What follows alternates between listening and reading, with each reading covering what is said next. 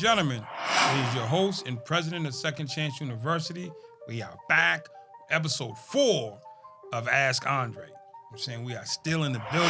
Shout out to my guys down in Missouri. I'm saying who got this kicked off. Brother Jewel is in the building. I'm saying, are you ready? All right. Ain't no long story. Let's roll. Ask Andre, episode 4. Question number 1. The Zoom call on October 16th that you were going to be a part of, can you record it and then post it on your media so that it will bring awareness all over the United States? Short answer, send me the link to the Zoom. October 16th has not come out. What's today? It's October, yeah. No, it was September 16th. It wasn't October 16th because it already passed. Send me the link and or get the link sent to me and we'll take it from there. I just got to review it. If it's all good, we'll post it. Question 2. What's the easiest way to break a habit that you've had for years but can't seem to shake? Most habits are mental. They're not physical. So if you have a habit of smoking, is a mental thing. Because when I stopped smoking, you know what I'm saying, it was like, what do I do with my hands? I don't have to smoke, but I don't know what to do with my hands. It was a mental thing, mental blocks. So I always say go to counseling and therapy. The same way you go for trauma and you go for bad experiences of depression, you can go for addictions, you can go for bad habits. Just go in, talk about bad habits with your therapist. You know what I'm saying? So that would be my advice and suggestion. Don't just try to willpower. Willpower doesn't work. You can muscle through for so long. Everything that you do or don't do is generally connected to a thinking or a thought that you have from your past. So who helps you with your thinking and thoughts from your past? A counselor or therapist. You just need to let them know, hey, I got this problem with smoking cigarettes. I got this problem with lying. I got this problem, or whatever your habit is, it can be fixed when it's addressed specifically, not as an add-on. Well, I got this problem and this is over in the corner. Go to your therapist. Don't go to the homies because the homies can't really process it with you. Go to a professional in the same way you would sit down and talk about depression or anything else. Talk about this habit that you're trying to break. And I'm sure that they can help you do it because it's psychological and mental. It's not physical. Question 3. Do you really know the effect that you hold on people with your realness, and what do you think of the effect you hold with them? Do I understand the impact that I create in people's lives? The short answer is yes. I used to create negative impact a lot, and I understood it then. You know what I'm saying? I didn't understand it was a bad thing. It was just living. So I understood back in the days that people would follow me and do what I suggested they do with or for me.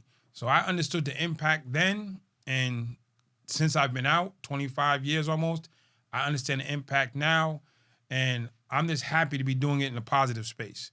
You know what I'm saying? And that's the part that makes me happy. I was excited or pumped up about being that guy, the king of nowhere, but I am so much more happiness. Like I said, I'm like, I'm doing good things, and it has a different response to me internally. So I do understand the impact. I appreciate the impact. I take it seriously. I live my life in such a way where I never disregard or disrespect the things that I do for people. So I never get caught with a brick of dope in my car or a pistol. I ain't gonna be doing no bank robberies or, you know what I'm saying, facilitating no drug deals because I understand the impact I have. I never want to have that impact flip back negative. It's all positive now. It used to be negative, now I flipped it positive, and it'll never flip back negative because it'll have, again, an impact. And I like the impact that we're having now, so I'm just gonna stay in this space and keep doing me. So I appreciate you. And hopefully you're listening to the advice and applying it. Question 4. What led you into being a motivational speaker and giving hope back into the jails? What created me to be a motivational speaker? While I was in jail, I did Toastmasters for a little while, and I did programs inside where we went out and talked to people. Kids in juvie. I used to do the Kwanzaa events, the Black History Month events, and stuff like that. I was always the guy that said, hey, give Dre the mic, give Dre the mic. He talks good. And I didn't know it was a job, but I just was doing it since I was inside. I have a saying, whatever you're doing inside is what you're going to do outside. Don't say I'm going to do it at the gate because it doesn't work like that. So the things that you see me doing now, I was doing inside before I came home. So talking, helping, counseling, mentoring, strategizing, mediation. I was doing this as a prisoner. I'm saying writing letters, writing programs as a prisoner. I'm saying so sitting down and learning and listening as a prisoner. So the things that I'm doing now, I started inside. I just continued it. That's all. And I've taken it to hopefully another level, a level that help you move up beyond where you are. Question 5. How did you come out of prison and end up connected with the powerful people that you network with today, or that is in your Rolodex? This phone, they in here, baby. They in here, real time.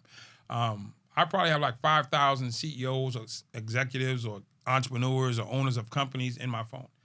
And I got that not because I'm a great speaker, not because I help people. I'm a great person. People want to be around great people. There are star athletes that are phenomenal stars, but nobody wants to be around them because they're not nice people. There are great speakers and great generals and great politicians and millionaires that nobody wants to be around because they're not great people. So when you're a great person, people want to be around you. So I strive to be a great person, and as a result, people want to be around me because of that. Because so many people are phony or got their hand out or trying to double dip or double dribble that it's just like tiring. That when you meet somebody that just is them, I am Andre Norman, 7 days a week, 365 days a year, no off days. And people respect me for that. That he's who he is, he's cool with who he is, and there's no judgment on himself, so there's no judgment on me. So I have the Rolodex that I have because I'm cool with being me. I'm confident in my own skin. People like to be around confident people. You know what I'm saying? Not people with great ideas. All you great idea people, you're going to lose out because people want to be around confident people who are regular and are sure who they are and not always got this angle. I don't have angles. My angle is simple. I help. What do you do? I help people. How do you know? Check my life history. For 25 years, I've been helping people. You want to go back the other 8, I've been helping them for 8 before I came home. So I'm 33 years into helping people. And when you're just are authentic in who you are, and if the authentic you is a helper or a giver, then you'll win. Question 6. Give us 3 words to describe yourself and 3 words to describe your vision. 3 words to describe Andre Norman. Intense, thoughtful, winner. 3 words to describe my vision. Galactic, impossible,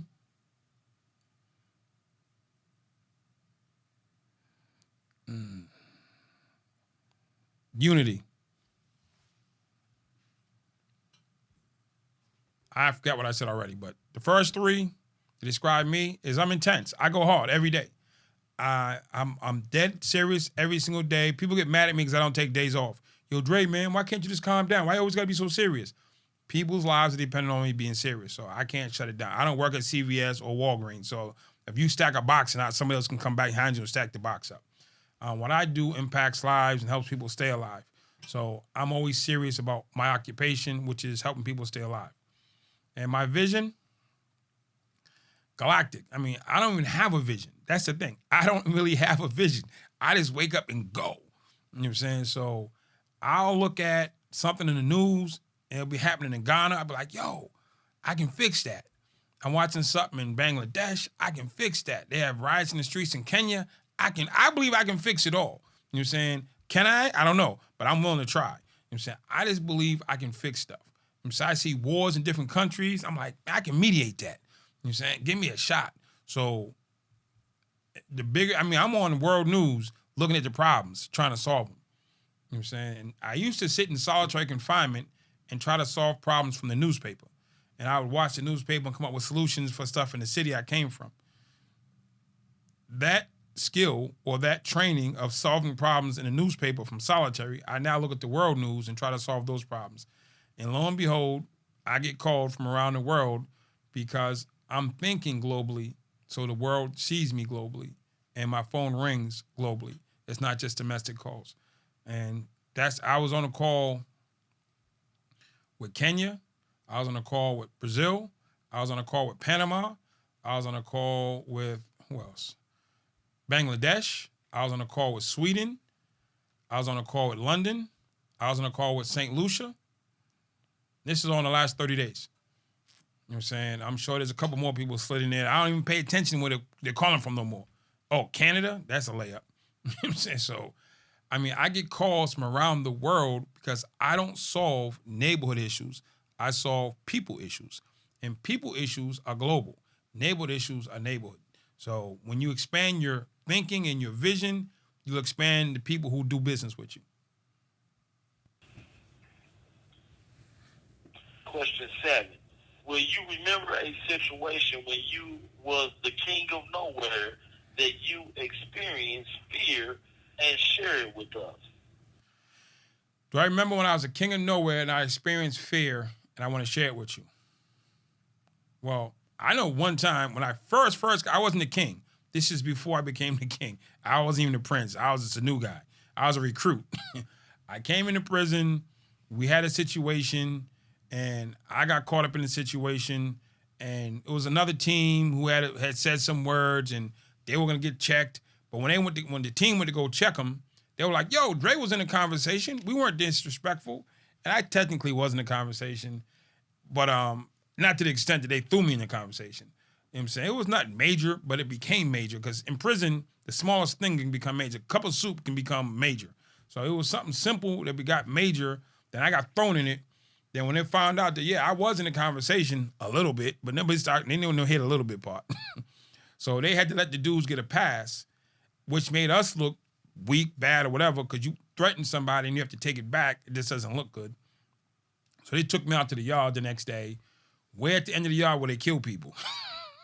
So I'm at the end of the yard where they kill people on a handball court. And I'm standing there. For those who was in Walpole back in the day, it was a handball court and it was this big giant mound of dirt for some reason. It was almost as high as the wall, so the tower couldn't see. It created an extra blind spot. It was all bad. And I'm standing there while the team disputed what my punishment should be for the violation. And I'm standing there scared. I'm like, hold on. I thought about running. Let me tell you the truth. I was like, I'm out of here. That's when I realized everybody I'm hanging out with is a lifer. That's when it, boom, oh, hold up. These dudes are never going home. Killing me don't mean nothing. I thought about running, scared to death. Oh my God. It was like the most terrifying moments of my life. I remember getting sentenced. I wasn't this scared because you don't die at sentencing. You might die on this yard. And I'm standing there while they're all deciding my life in front of me. And it was like crazy. At the end, Dominic looked at me and said, we're going to give you a pass this time. But the next time, you don't get a pass and we handle our own. Then we all just marched off the yard. I'm like, I never made another mistake. I'm glad that happened to me early because I went 13 and a half years on another mistake. I became so crystal clear where I was and what I was dealing with like never before. Dre, how did you get so locked in? I got 20 dudes talking about possibly killing me, and I'm on their team. For I considered a small infraction. God forbid if I did something serious, I would have been done. So, yeah, scared to death on the yard. That was early on in my first month. It was my first month in. I wasn't even 30 days in, and I almost got took out. Question 8. After so many years of doing wrong, how do you stay committed to doing right? After so many years of doing wrong, how do I stay committed to doing right? I mean, I'm not committed to doing wrong no more. It's like I dated somebody for 5 years. I moved on. I got married. Now I'm like, why ain't I back with her again? It's over. It's a relationship. I had a relationship with doing wrong. That relationship ended. Now I got a relationship with doing right. And doing right is going so much better. So I don't miss the relationship with doing wrong at all. I'm trying to convince as many people I can to leave doing wrong and come to doing right side.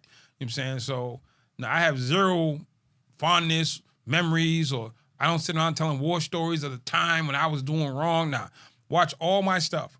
Very rarely will you see anything about war stories about back in the days. I don't got none of that crazy stuff. I so much enjoy my new relationship with doing right that I could never go back. And doing right has taken me around the world. Doing right has given me a phenomenal son who's in college doing great. It makes me happy every time I talk to him. Doing right has put me in position to be financially okay. Doing right has put me in position to go back into prisons and help other people do right. And I can just go down a list of things that doing right has done for me. Me talking about doing wrong, what has it done for me? Made my mother sad, made my grandmother stressful. It put me in a cage. You know what I'm saying, had me, you know what I'm saying, eating commissary like it was steaks. You know what I'm saying, it had me shipped around the country. It had me in solitary confinement. My relationship with doing wrong never produced anything good. So I don't miss it at all. You know what I'm saying, well, like you had an old girlfriend, she was really good at one thing, and you're like, damn, I miss that one thing. Doing wrong produced nothing that I miss. Question 9. What is your long-term vision for Andre Norman Incorporated? My long-term vision for Andre Norman Incorporated is to train up the next generation of speakers, trainers, consultants, leaders. I want to take this knowledge. That's what Second Chance University is here. I'm going to take everything I've learned over the last 57 years and put it on this platform so you can learn it. I believe that there are people greater than me who just need the opportunity and the guidance and the mentorship to get to where I've been and beyond. So I'm creating Second Chance University as a vehicle so you can learn the fundamental skills to enhance and grow yourself to be on this path to whatever your greatness is. You don't have to be a speaker. You don't have to be a consultant. You don't have to be a social media person. Whatever your greatness is, it starts with understanding and belief in yourself and someone to be there early with you to walk you through those tough days. And that's what Second Chance University is about. It's about personal development, workforce development, and getting you to the next level. Question 10. When you hear the words designing your own destiny, what comes to your mind? Designing my own destiny, what comes to mind? You've woken up. You know what I'm saying, I love the Matrix movie, but you're out of the Matrix. You are living your life. You're designing what you want to be. You want to be an artist. You want to be a dad. You want to be a mom. You want to be an entrepreneur. You want to be a baker. You know what I'm saying? Whatever you want to be, a storyteller. You want to be a repairman. You've come into your own, and you're actually architecting your own pathway to life. You're not just going along to get along. Like, yo, why you go to chow at 7? Because that's when they serve breakfast. Why do you do your laundry on Wednesday?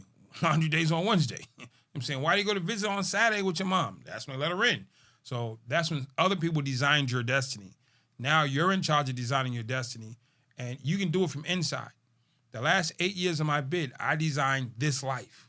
I didn't wait till I came home. I designed this from solitary confinement. I designed this, you know what I'm saying, while I was inside of a cell. I sat down, I started making excuses, and I started making plans, and I executed those plans, and voila. I am a 33-year success overnight. Question 11. You work constantly so hard to help everyone. So what do you do to have fun? What do I do to have fun? I love traveling. So like this summer, I went to Paris. What was that? Paris. I went to Rome. What was that? I went to get the boats. I don't know. I forget the name. I forgot the name of the city. Venice. I went to Paris. I went to Venice. I went to Rome. Saw the Colosseum. That was big for me. Gladiator. Are you not entertained? I was there. You know what I'm saying? I went to Rome. Then I went to Ethiopia, which was super like historical from a Christian's perspective and a black person's perspective. Ethiopia is like another level of history. I left Ethiopia. I went to Thailand and had a bunch of clothes made. Got to see around. I mean, Thailand is super cool. Then I left Thailand, went to the Philippines. I left Philippines. I went to Korea. I was supposed to go to Malaysia, Japan, and China, but I got called to come back early. So I got 6 weeks traveling the world. I mean, first class tickets, nice hotels, great food. I mean, that's what I do to have fun. I mean, when I come home, back to the States, it's all about working. So right now, I did just call me to go to Kenya, so all of January I'll probably be in Kenya, which is work plus fun. You know what I'm saying? Because you get to see in history. I mean, they have a safari in the city, like 2,000-acre national park inside the city limits. Crazy. But I love to travel and see and just be places. You know what I'm saying? When I get off the plane, I'm just happy to be there because I sat in cells for so long and daydreamed it. Now, I used to sit in my cell and be like, man, and just daydream. Now I don't daydream. I actually get on planes and go. Question 12. What is your value system and how do they help others when you are not around that person? My value system is simple. Life gives to the giver. My brother Joe Polish coined the topic. He has a book on the subject. Life gives to the giver. Just keep giving. You know what I'm saying? If you only do it when I'm around and you're a phony and it's going to show out sooner or later, not for me, I'm not here to judge you or to make a decision on your life. It's going to show out in your own life and things that you reap in your life. You reap what you sow. So if you're doing shady stuff and you're pretending, it's going to come back. Just give, be helpful, man, be happy, and the world spins. Karma's real. So I'm trying to up my karma. I'm trying to up my karma for my kids and grandkids. I'm just trying to up the karma as best as possible. So I'm not responsible for another man or woman beyond themselves. All I can do is set an example and set a standard. And it's up to them to live up to that standard, the example that I set. If they want to go to it, go beneath it, or go past it, it's their call. Question 13. Is there anything that distracts you when you're giving back or working? Is there anything that distracts me from when I'm giving back? Yes. When you ask me for help or you clearly needed help and you want to be smarter than me. I'm not saying you're not smarter than me, but you can't be smarter than me and need my help. You have to pick what you want to be in this moment. If you're talking, you're teaching. If you're listening, you're learning. One more time. If you're talking, you're teaching. If you're listening, you're learning. You say, hey, Dre, help me. I said, what's the problem? 1, 2, 3. I said, okay, let me break down one. Oh, I already know that. Already tried that. Already did that. Then why are you asking me for help? You know what I'm saying? So the people who know more than me and ask me for help, they want to tell me how much they know, that's extremely, it's not stressful. It's just it's like annoying. Then you say, yo, help me. And these are the things I need you to help me. This is the way I need you to help me. You want me to validate what you've come up with. Just say, Dre, can you validate what I've come up with versus say, help me. So that's the only thing that really gets on my nerves or bothers me when somebody asks me for help. They really just want validation or they want to hear themselves talk. Question 14. Besides the brothers in prison, how else do you give back in society? Well, there's brothers and sisters in prison for one, so I help both. And I help the staff. So for the record, man, I do staff trainings because we need the entire facility to be safe and grounded, not just, I'm not in there painting walls and getting better pancakes. We need the facility to be safe, the facility to function so you can get to the law library, you can get to school, you can get to visits, you can get to the phone. If the facility's not operating at a safe space, those things don't happen. So that's why we need to make sure that the facility's safe, the staff is safe, so we can actually function in the day-to-day so we can get up out of there. So what do I do beyond helping brothers and sisters and staff in correctional facilities? I go to schools. Like I told you, I'm going to Kenya for 30 days. I've already been. I go around the world and I go around the country. And I might just be in line. You might be in line behind me and I look at you and I know you're struggling. I pay for your meal. I pay for your groceries. I've done that countless times. I pay for something and just walk out. And that's just my way. I've been in line. I've been in some towns that were like touchy towns. And I see the people who are in line behind me, they might not like me because I'm black. I'll intentionally pay their bill, say nothing, and walk out the restaurant. And then they're like, what? The guy paid my bill? And they have to deal with that. Because it goes against, when I go to these towns, I'll be like, oh man, these people don't like me. I'm trying to figure out how I can leave a seed that can maybe create a conversation that maybe one day down the line they can see something different. So I don't go searching for people. I'm not gonna see me with my camera out talking about, hey, here's $10. Can I get a video for YouTube? I actually don't like those people. You know what I'm saying? People who do that. If you want to give. I don't give on camera. You know what I'm saying? If it's an event and we're giving away turkeys, we're filming a thing, cool. But if I'm gonna go find a homeless guy and film him giving him $10, that to me is just not what I do. So God bless those who do. I'm glad he still appreciates the $10. I'm just wondering what it was worth to you to put it on your social media and you give him a percentage of that. But it's called usury. But for me, I just show up and be helpful. So that's all I want to see people be helpful. Question 15. What advice do you give to someone who is not incarcerated, but, what advice do you give to someone who is not incarcerated, but is looking to be successful? If you're not incarcerated, you're in the free world, we're putting this platform, all these videos are on YouTube. So this isn't just for people in prison. Anybody in society can go to the Andre Norman YouTube channel, and these videos are up. You can watch them. So if you're in society, you're in free, whatever part of the world you're in, join the Second Chance University. It's not just for people who are ex-offenders or current offenders. It's for people who want a second chance at greatness. Maybe you didn't get your first chance. I don't know. But this is your opportunity, regardless your background or your status or your situation. You can be the CEO of a company. You can be a guy homeless. You can be somebody in the middle. You can be somebody's mom, sister, brother. Second Chance University, when I teach you motivational speaking, doesn't matter what your background is. When I teach you how to build a nonprofit, doesn't matter what your background is. When I show you how to create a consultancy group, doesn't matter what your background is. When we do financial literacy, doesn't matter what your background is. We're teaching. Our focus is people coming home from prison or currently in prison, but the information is good for anybody. So if you're out there, you got people who are out there, send them to the Andre Norman YouTube channel. Tell them to subscribe and follow Second Chance University. Ask Andre. I think our last episode, we had a lot of people from the street ask questions. We can still do that. So we're here for everybody, inside and out.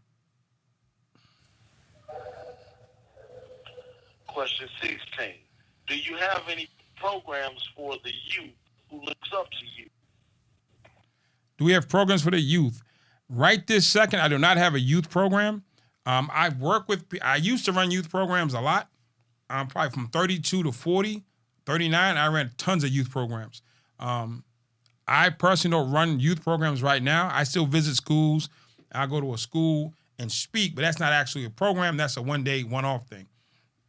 Now I mentor people who run youth programs. So I have people in my cipher and my system that I teach and train and help advise on how to run their youth program better. But I am not the guy who shows up Monday through Friday to actually run the program anymore. Question 17. If you could rewrite any of your past, would you do it, and what would you rewrite? If I could rewrite my path, I would not go to prison. Listen, hey, Dre, you've done so good coming out, man. I would have much rather spent these 14 years doing something else. So if I could rewrite my past, I would go all the way back to freshman year in high school, and I'd have came in there with a better attitude, and I'd have came in there and got an education, and I'd have skipped this 14 years.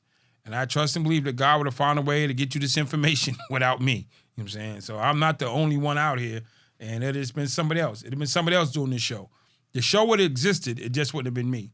I'd have been some kind of whatever I'd have been, but I gladly would have skipped all my juvie years, all my 14 years in prison. And, well, Dre, what would be the outcome of that? If I didn't go to prison, I'd have went to college at 18. I'd have graduated by 22. I'd have got married at 23. I probably had my first kid at 25. And I could have kids for the next 10 years. You know what I'm saying? So at 35, I got 7 kids now. You know what I'm saying? So now I'm 70. My youngest is 35. You know what I'm saying? Which means I got grandkids. You know what I'm saying? So at 70, I got grandkids. I probably would have them before that at 60. I'd have had grandkids. I'm 57, going on 60, and I don't have any grandkids because my son's only 19. So if he has his first kid at 25, you know what I'm saying, that makes me, you know what I'm saying, in my 60s, so I'm only going to see my grandkid be but so old. My mom was 80 when she passed, and her oldest grandkid was like 40, 42. So getting to see your grandkids grow to be 42 years old is phenomenal. My dad is 83, and his oldest grandkid's in his 40s. So that's the thing I missed by going to prison. I'm not going to see my grandkids turn 40 years old or 45 years old. So I traded years with my grandkids for years in the penitentiary. So I would definitely 1,000%, no blink, get back their prison years and got to my life and got to my family sooner. Question 18. What is your ultimate dream to accomplish in life? My ultimate dream to accomplish in life is to create a platform and a system that sustains generations beyond me. I look at the structures that are in existence now. I look at the banks. I look at the insurance companies. I look at some of the businesses and how they're going to sustain for the next 100 years. There's a guy named Dan Sullivan.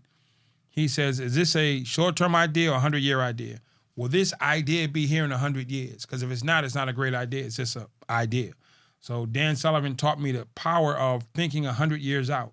So whatever you're thinking about doing, the question Dan would ask you is this a 100-year idea? What does it look like in 100 years? So I look at Bank of America. 100 years out, I can see it. I look at Apple. 100 years out, I can see it. You know what I'm saying? I look at Rolex. 100 years out, I can see it. You know what I'm saying? I look at all these different things. 100 years out, I can see it. So is your idea a 100-year idea, or is it a temporary idea? Because if it's temporary, then it's like almost not worth doing, in my opinion. Or you would do it to the purposes of getting to the 100-year idea. So I look at all these NBC, ABC, Fox, 100-year ideas. You know what I'm saying? I'm looking at, are these 100-year ideas, or are these just something to do right now to keep me busy? I don't need to be busy. I'm trying to build 100-year ideas. If it doesn't subscribe to the 100-year idea model, I move it to the side. Second Chance University can be here 100 years from now.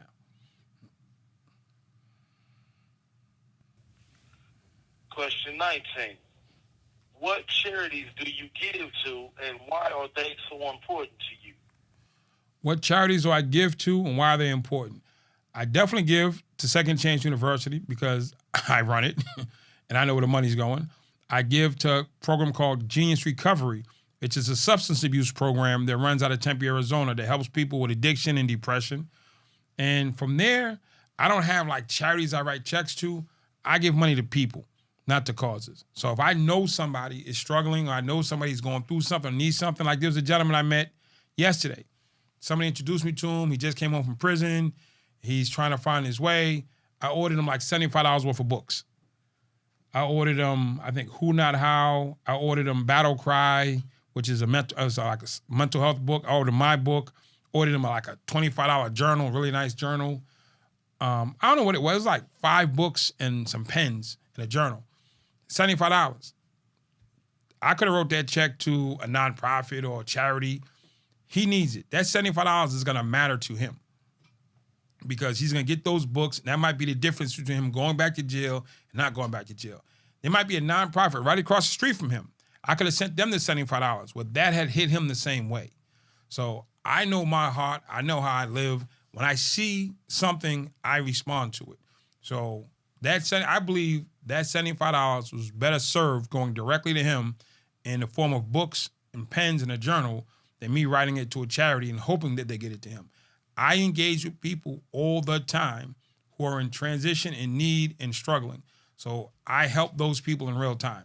So I generally don't round up at the grocery store, and I generally don't put money in a jar and stuff like that because I know I'm going to meet somebody who actually needs that money. Whether it's paying for somebody in line, sending somebody books, or whatever the scenario might be. I know I'm going to get an opportunity to help somebody, and when the opportunity comes, I generally do it. Question 20. Is there anything in life that you don't have but wish you did? A great relationship with my parents. A better relationship with my kid. Better relationship with my brothers and sisters. A family reunion happening once a year with happy people. You know what I'm saying? Not just, I gotta go see these damn people again. I mean, I'd love to have a family reunion with all happy people. You know what I'm saying? You can't bring back people who've passed because that's done. But if I could have a family reunion once a year and everybody come being happy and healthy and positive, that'd be the greatest thing ever. And I don't have that because if we had a family reunion right now, you might have to call the police. Or before it's over, you will be calling the police because somebody's going to get hit. Question 21. What does being rich from the inside out mean to you? What does it mean being rich from the inside out? I said earlier, I've been rich 4 times. I've been broke 3 times. You know what I'm saying? So rich to me, having money is cool. You know what I'm saying? Having knowledge of self is the greatest, richest thing ever. So I'm the richest guy in the world because I got a happy kid. I got a happy life. I wish I had a happy wife, but I don't. So I'm missing a piece. But rich inside to me is more important than rich outside. Because I know people in jail. They got millions of dollars. They ain't happy. I know people out here who are addicted to different drugs and different things, and they're not happy. You know what I'm saying? You can turn on the news. You see all kinds of celebrities going to jail for all kinds of stupid stuff. I'm like, why is he in jail? Why would he do that? He's not happy. She's not happy. what I'm saying? So happiness isn't a dollar figure. It's not a bank account. Happiness is internal. So for me, rich inside out, I'm saying I'm happy with my life. I can say, I wake up in the morning, I look in the mirror, I say, what are you doing today, Dre? I said, you're going to help somebody. And for me, that's rich, AKA wealthy. Question 22. How many brothers or sisters have you helped since you've been out and now are watching them be a success? Give us one example. One example of somebody I've helped since I've been home who's doing well. Man, I do my brother Dunn. I'm saying I do my brother Dominic. Dominic had a natural life sentence. He was inside of a wall in ADX in Florence, Colorado, and he was never coming home. We helped him come home. He's been home 10 plus years. He has a great family. He's the first person in his family to own a house. He owns a business. He travels around the country, trying to get him to travel the world, but he's free. And he's made amends with his wrongs, and he's lived past it, and he's taking that experience and he's paying it forward. So I can give you 100 people, but I don't do it to name people. I only name Dom because you know him. So the people I've helped, your business is safe with me. I'm not online trying to, hey, look, I helped 20 people and put people on blast. I help people for the sake of helping them, not for the sake of getting clicks or likes. So you know Dom, so I use his name. You know my little brother Dunn, because he's been on here, you know his name. But we help people for the sake of helping them, not for the sake of helping us. Question 23. Do you eat healthy and work out? No, I don't eat healthy. No, I don't work out. I mean, I had smothered pork chops yesterday. I got oxtail and rice in the refrigerator right now. You know what I'm saying? Nah, I know, eat healthy. I'm soul food out. I mean, I'm Uber Eats like this here. Bing, bing, bing. I think I had hamburger and fries the other day, cheeseburger and fries. I'm not making excuses, not telling stories, but to answer the question, no, I don't eat healthy. And that's one. Or drink healthy. I drink a lot of soda and juice and iced tea and all that stuff. I have to try to force myself to drink water, but nowhere near enough do I drink water. It's always some kind of liquid, calorie-full beverage. And then working out, no. I'm saying not been working out. I got a brother from Harlem, New York, I'm saying Giant from the bartenders, who came on to be my personal trainer, and I've done everything I can to not work out with the man. You know what I'm saying? So it's not because of him, it's because of me. And you're not asking for my whys, you're asking for the what. So the short answer is no, I don't eat healthy. And no, I have not been working out. Question 24. Has there ever been a time when you wanted to give up on your vision and go back to your old ways? Hell no. Dude, I go to prison enough to know that I don't ever want to go back to my old ways. If I ever had the thought of, yo, man, I go ahead and make this money real quick. I walk into a prison, and I see dudes locked in cages, locked on top. Oh, no. Y'all are the biggest motivators that you could ever guess in my life. I'll never forget, because I'm always back inside. In the last 30 days, I've been in prison probably like 6 times. And every time I walk in there, the greatest part is walking out. You know what I'm saying? I do not want to stay. So no, there has never been a time where I thought going back to prison was cool. And I have a simple policy on how I stay out of prison. Legal, illegal. If something's legal, I stay home. If something's illegal, I'm subject to go to prison. So if you come at me with anything, I say, yo, is this legal or illegal? Is what I ask myself. If it says illegal, I'm like, nah, I'm good. It's legal, now I'm going to check it out or at least consider it, but it still might be a no. So nah, I don't play with going back to prison by no means, no stretch. If a homie called me like, yo, Dre, man, drive me over to my girl's house to pick up my stuff.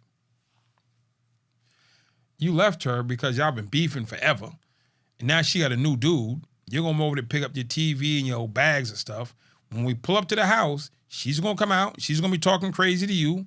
Then her new man's going to come out, and you ain't to call her all kinds of names, and he's going to be like, yo, don't talk to my girl like that. Now you two beefing.